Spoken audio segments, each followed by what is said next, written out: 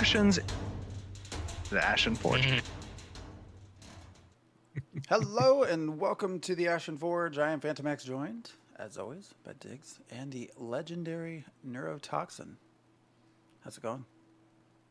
Going well. I'm having fun with some of the new stuff that's been coming in. I wasn't expecting ships to come with the update. They came in, and sure enough, there they were.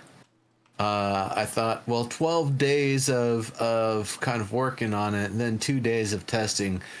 Surely they're gonna give it a little bit more time. Nope, here it is. And then same thing with the stat rebalancing. There was the big rebalance and rework thing that got done, and we got a couple of days to play with it. And people are like, "Oh, well, it's kind of cool. It's kind of weird, though. It's hard to say with like things that aren't our normal equipment." And people were maybe thinking that it was gonna get a little retuning based on our feedback before it went in, but nope, it went in. And despite the limited amount of discussions going on the forums about it, it is kind of the talk of the game and has been since it came in on Thursday. Boats has been the topic. No, the attribute change. Boats have gotten a little bit better. They came in as something that's faster than raft caravans, and you can shoot at raft caravans with the cannons. You can shoot at other caravels with the cannons. And then this week they finally brought in another feature for them, which is cargo space, so they can hold by default an oak hull of kind of lowish quality. You're gonna get 2 high and 3 wide for your storage, which doesn't help anybody considering 3 wide 2 high is actually a better proportion, because that's the crate boxes are wide, they're not tall, so that part doesn't really help too much. I wish it had been kind of done the other way, maybe like even 2x4.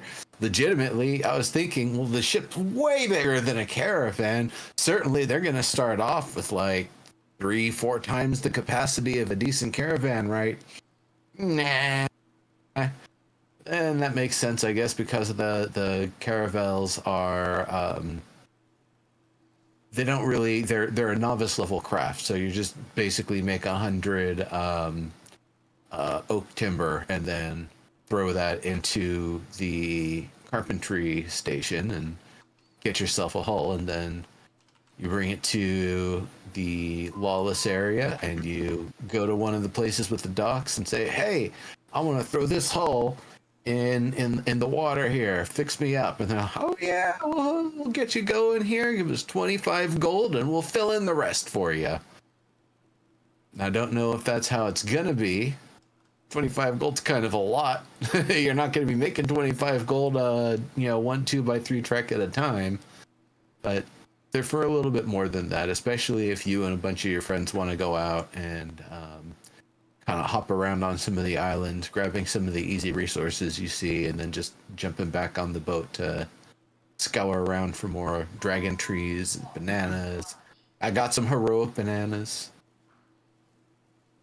Yeah, it seems like you are interested enough to actually check the forums and actually post something on the forums, which to me you rarely do. That's compared to me. That's compared to me. And what you responded to was about grinding, I think, versus questing. Yeah. And it's something that I've talked about plenty and been critical of, that I don't think the amount of adventuring experience for artisanry is high enough for how little there is questing available to level up with. Early on, oh yeah, it's easy. Warhelm, tons of quests. Probably way too many quests for the place right between the Aelin portal and the 2 starting towns, because that place is always a chunk fest as a result. And it seems counterintuitive to get people out the gates and get them moving on to different nodes, but there's quests to be had there, and those will get you to maybe 6, maybe 8, maybe around 7 or 8, you start going up into the garrison. There's a couple more quests and some more stuff to be done there. Maybe do some of the commissions to kind of fill the gaps a little. And sure, there's some stuff to level up on. There's some other quests out of there.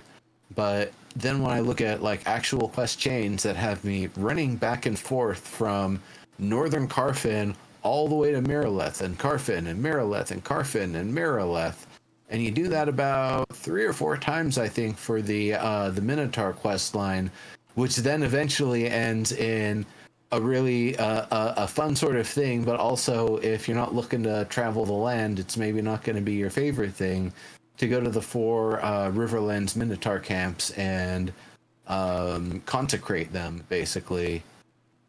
The actual narrative part of the quest, though, is great. And even though there isn't anything mechanical for it, it at least lays the groundwork that in the future there could be Minotaurs that are not like all exactly